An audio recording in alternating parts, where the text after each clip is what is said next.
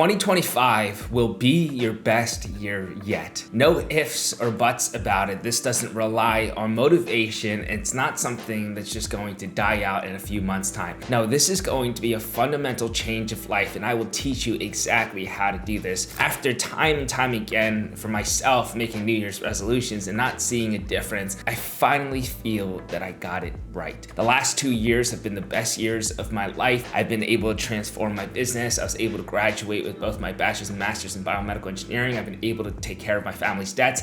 I've been able to do magical things while enjoying every bit of it because of this system. This system will teach you the exact habits that you need so that you can be somebody that's incredibly smart.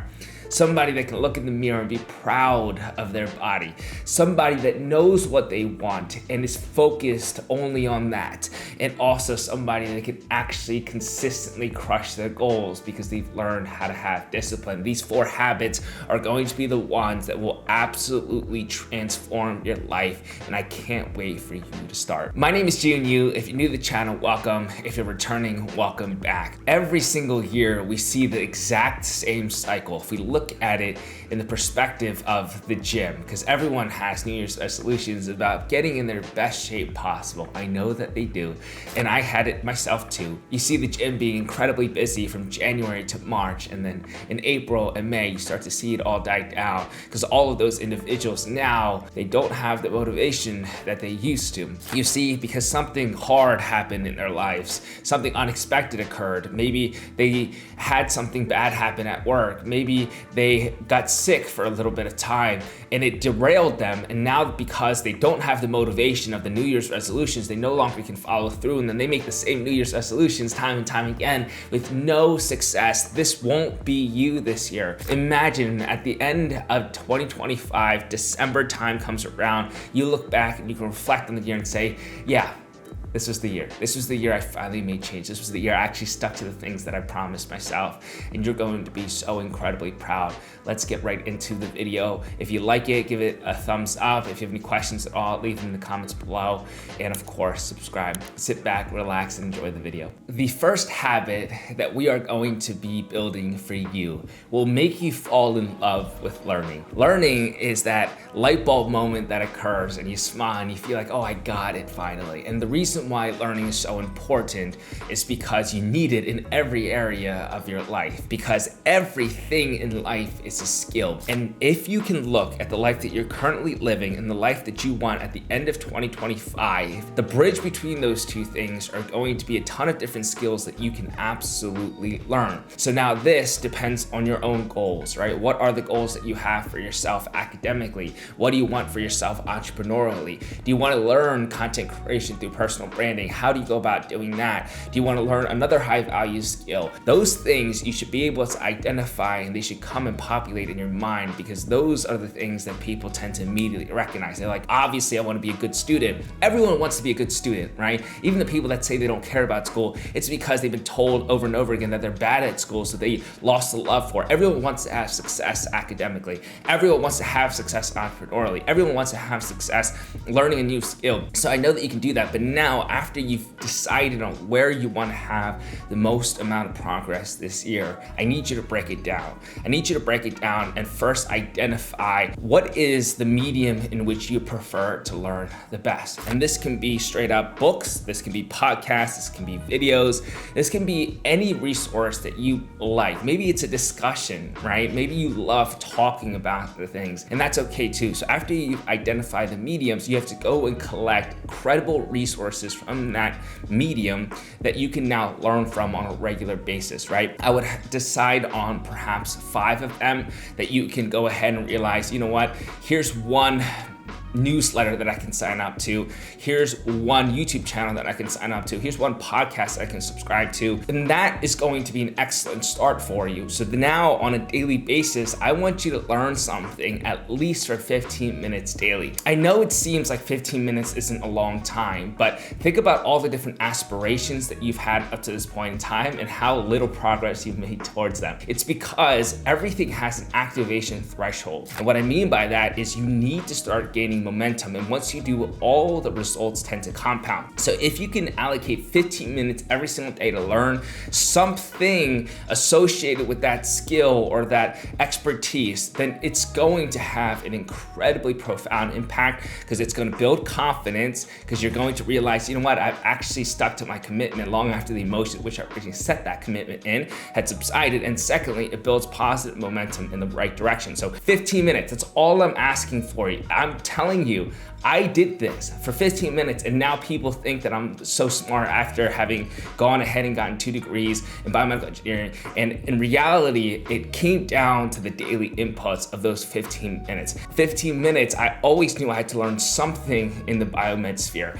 Or in those 15 minutes, I knew that I had to learn something in the personal branding world, and those things added up. So I encourage you to find your medium of preference, and then go ahead, find those resources, and all you have to do is 15 minutes learning about that thing. And I would highly recommend, as you get more advanced to this, to actually take another few minutes to identify the key takeaways of that day. So if you do it for 15 minutes, which I am going to guarantee that you're not going to have much problem doing if you're really serious about this, afterwards, I need you to identify the key takeaways that you can immediately apply to your life and start to enact the change. So this will be habit number 1. Again, this is your mental win. The second habit is going to allow you to look in the mirror and be proud of the body that you've built. But this is going to be different from every other fitness New Year's resolutions that most people create, because it's focused on sustainability. You see, so many times people get in this bad habit of only looking for the large macro goal in their lives, and they forget what type of consistency and sustainment of action it requires for you to actually see those benefits. So instead of thinking about, I want to gain 20 pounds of muscle this year, I need you to be able to best identify what is the preferred type of training that you enjoy. It doesn't have to be what everyone else enjoys. It can be something that gives you great sense of endorphins when you're completing it, when you're in the midst of it, and then afterwards you feel rewarded for it, and it's something that makes you feel confident. That can look very, very much different for you. I had done a lot of strength training for a very long time. That was my priority. And now I've moved into boxing and a lot of running. Like, those are things that I enjoy. And I need you to identify that medium of training that you prefer the most. If you don't know what that is for yourself just yet, it's okay. Go ahead and experiment. Go and do different things. And it doesn't have to be something where you are solely locked into it, but I want you to have the comfort and the control of deciding what type of training modality, instead of going ahead and looking up online what's the best training method, and then you go and do it and you're like, I hate this, and you never do it again. Again, this is built on the idea of sustainment. Now, the second step to this is going to be allocating just 45 minutes daily to some form of movement that you prefer. This does not have to be all in one go. It can be broken up throughout the day. It doesn't have to be of the highest intensity. It doesn't have to be something that is completely straining into the next day that you're not able to recover well enough. This is with the idea that for you to feel good, for you to actually have consistency, you need to be doing this on a regular basis, right? And I need you to get out of the head. And I used to do this too, because I came from an athletic background. I played soccer growing up, and in our training sessions, it was very much intense, right? But when I flipped the different perspective to now being, I need to do something of movement for myself in a way that I enjoy it on a daily basis, because the health benefits are massive. I feel much better when I'm working. I feel much more focused when I'm going ahead and speaking to my team, and we have multiple different time zones and I have to keep up with that. I feel really great because on a daily basis, I'm doing some form of training. That's what I have done, and that's what I've realized allows you to actually make significant changes to your body. Instead of the idea of, I'm gonna go ahead and train only a few times a week, and then on the other days, I'm not going to do anything at all. Because a lot of times what happens is those days that you don't do anything at all, you feel bad. Like, your body, it doesn't feel at all the way that it should. And if you just integrate some low intense types of training, whether it's a walk, whether it's a jog, whether it's a zone 2 run, whether it's you doing boxing, but you're doing a bit of a lighter workout, you're doing more shadow boxing, if it's more of you going ahead and doing snowboarding or skiing, because that's what you enjoy. It doesn't matter. I just want you to have something on a regular daily basis that you can actually start integrating constant movement. And whether it's a commute and you decide instead of going ahead and driving to school or taking the bus to school, you can walk to school. I had it in my campus where it was about like a 27 minute walk, and I could have taken a bus for it, but I decided to walk because I wanted to get those additional 15 minutes in there, 20 minutes in there, 25 minutes in there, depending on where I was leaving from. And that really helped me actually integrate at least 45 minutes daily of movement. And now on every single day, I do this. Every single day, I have 45 minutes of movement at the very bare minimum, and I feel great. I look the best that I've ever been. I have focus and energy and attention to be able to have some massive success in other areas of my life. And I think a big aspect to this is so often people go ahead and they spend 2 hours to 3 hours or 4 hours in the gym. And if you're not training to be a bodybuilder or power lifter, it does more negative to your life. You don't need to spend that much time. You just need to get the health benefits of it. You need to have your endorphin release. You need to enjoy it. And then afterwards, you should be focused on all the different responsibilities that you have in your life. So don't go ahead and spend too much time in the gym. 45 minutes, it doesn't even have to be in the gym. It could be right outside. It could be in your house. You can do a 45-minute indoor home workout. It could be a 45-minute stretching.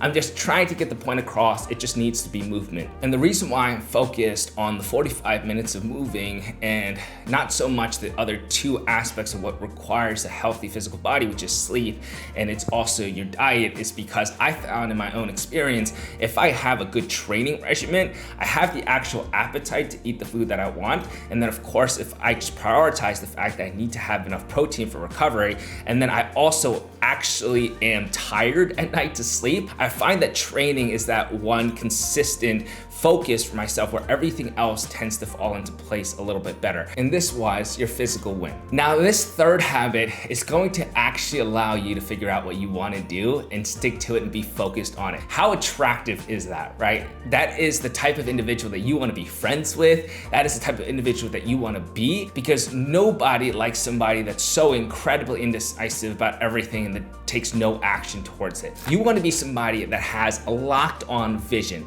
You want to be somebody that even has tunnel vision at certain instances, because you know what you want and you will stop at no cost to be able to actually progress to meet your biggest goals, whether it's financial goals, or whether it's something aligned to your academics, whether it's aligned to your career, whether it's connected to the relationships around you, whether it's connected to something that you're building. All of those things are incredibly important. So how do we go about doing that? Well, this becomes your spiritual win. This spiritual win is meant for you to actually explore your purpose and identify the values that you hold dear to your heart. So many times we go into life being told what it is that we value, being told that this is the route that we should be on, being told that this is the career that we should follow, that this is the ideal life to live. But guess what? That's not your life. The moment you allow other people to dictate what it is that you do, then it's no longer your life. This is your precious life, and every minute matters. So how will you spend it so it can be fulfilling to you? And these are the uncomfortable questions sometimes of asking yourself,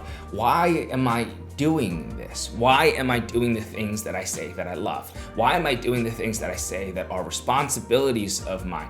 What is it of deeper essence that I am connecting to that I find great enjoyment through? For me, it's my faith. For me, it's my desire to glorify God through everything that I do and enjoy Him forever. But for you, it needs to be explored on your own. For you, it needs to be a question asked. If you can't identify what your purpose is at this moment, it's important for you to start off on the basics of asking yourself, hey, what is it that I enjoy? What am I doing? Or when do I feel the most aligned with myself? When do I feel the happiest? When do I feel like my best self? What is it that I'm doing? Who am I surrounded with?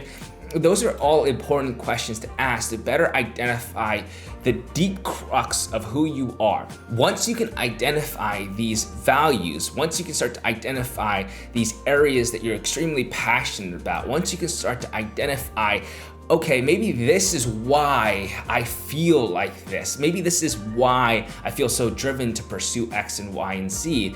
Then you've identified some potential answers to the question of what is your purpose. But now it's up to you to actively connect to it. And this is going to be extremely important, right? So for me, when I say that my faith is important, if I'm not actively connecting to it by reading scripture, by speaking to my brothers and sisters in Christ, if I don't do those things, then I am not necessarily actually testing whether or not I have that faith, or if it was just given to me by my parents, or if it was something that I just thought that was important but didn't actually explore myself. So it's important to actively connect to it. A lot of people feel this great sense of connection to the environment that they're living in. So it might be your ability to have that purpose dialed down on the idea of nature, right? Which is fantastic. And now it's up to you to actually actively connect to it. Like, how often are you going out in nature? I see this happen all the time. People say, I love going outside. I think that might be a big calling of mine. I love the fact that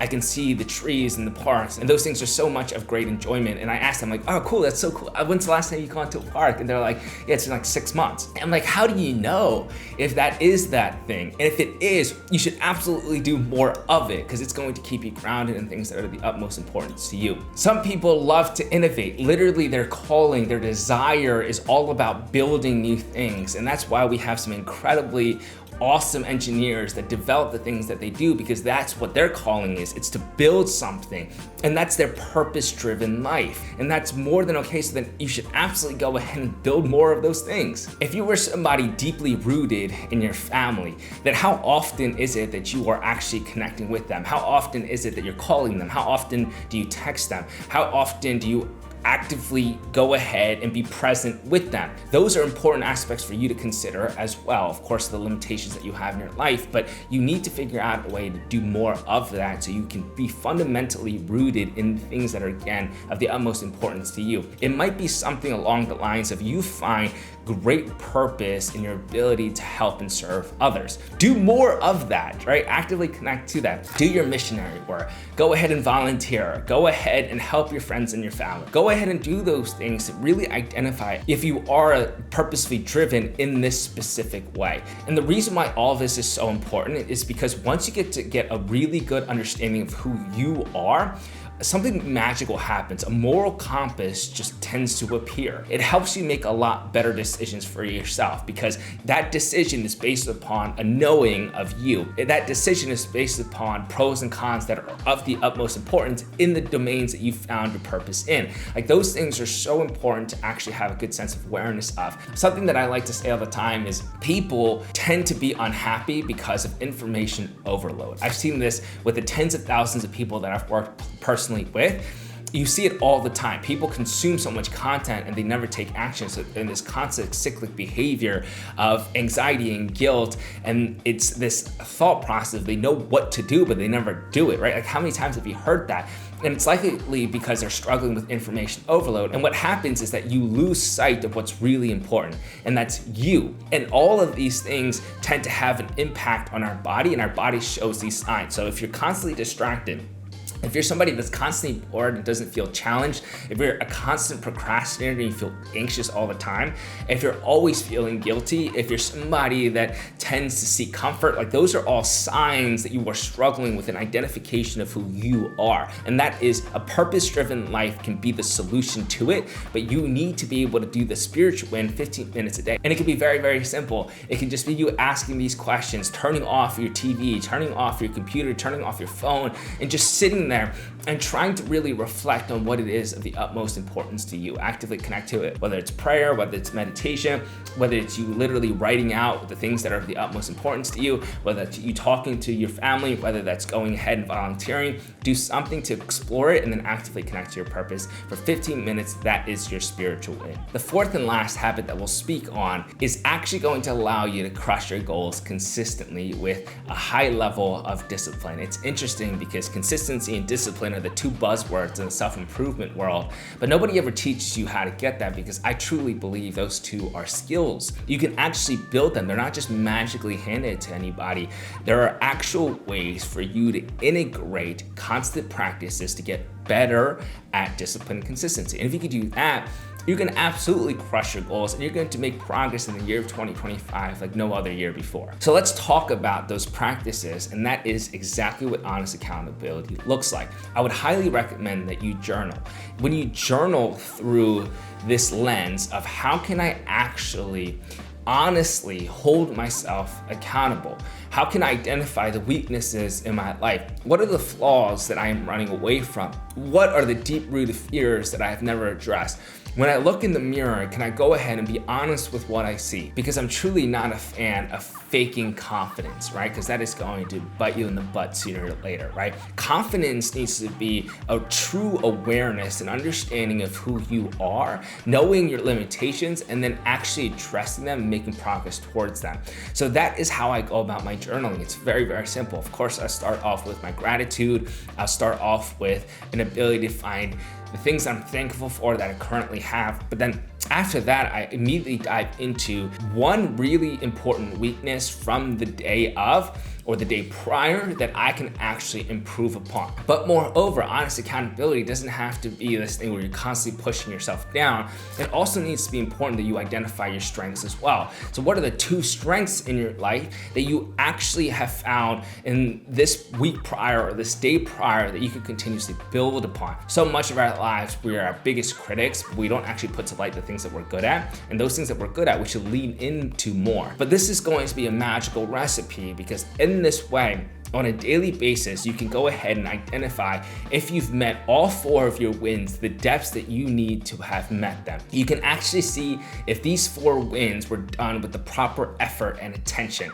And if it's not, you have to understand this whole idea of honest accountability and the entire system in and of itself is not focused on perfection at all. I am the complete opposite of a perfect human being, and I have made that very, very transparent. Perfection was never the goal. It's to have a heightened sense of awareness of where you currently are, so that when you get off track, inevitably, you can get back on the horse and continue making progress. Listen to me very, very carefully. I want you to listen. I wish I could jump through the camera and shake your shoulders and tell you how important this is. Every single person can make goals.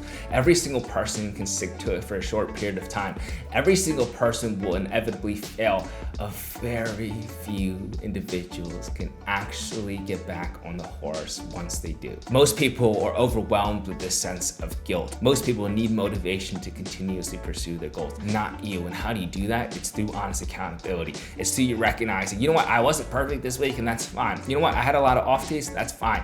I'm going to continuously get back to my goals of the other 3 wins. I want to improve my mind, I want to improve my body, I want to improve my spiritual connection, and I want to improve my ability to have discipline and consistency. You see, I actually think the best definition of discipline is returning back to the work once you failed it. Think about that. The people that are the most disciplined are not perfect. If anybody tells you that they've never, ever made a mistake, they're absolutely lying, because we're human beings. But the most disciplined individuals can recognize that they fell short one day. They fell short for a few weeks. They fell short for a month. But then they can recognize that, look at themselves in the mirror and realize, you know what, I have to be better. And they do better. That's the type of progression that you need to make in life, because it's never linear. But if you can continuously do that, what happens is you have this curve, and although it might be up and down, it eventually increases in the direction that you want it to. All of those goals that you want are on the other end of learning how to have discipline. Honest accountability through journaling is a great method to do this. And I want to say also, if you can find a community to do this with, whether it's one accountability partner or it's an entire community of like-minded individuals that you can identify with, I would highly recommend that you get a part of that. We have that in the winning formula for success, where every single day over 1,000 individuals are doing their 4 wins, are being held accounted for by an incredible network of really awesome, brilliant minds and passionate people and kind individuals that have empathy for one another. And I encourage you to check it out and see if it aligns with you, and I'd love for you to join us as well there. With that being said, that covers the 4 habits, the 4 daily wins, and that is the June's 4 wins that has absolutely been the crux of my own life for a very long time. And it's been awesome to see that being the crux of a lot of your lives as well, as there are many people every single week that are tagging me. And then on on Wednesdays, we do Wednesday wins, where I share everybody's stories on my Instagram. You can see that on my Instagram story highlight and see all the beautiful faces that are taking on this journey with me. And again, I highly encourage you to do that as well. In order to make 2025 your best year yet, this is the system for you. If you have any questions at all, leave them in the comments below. Give this video a thumbs up, and of course, subscribe. And until next time, please take care, guys. I love you guys so much, and I'll see you all at the top.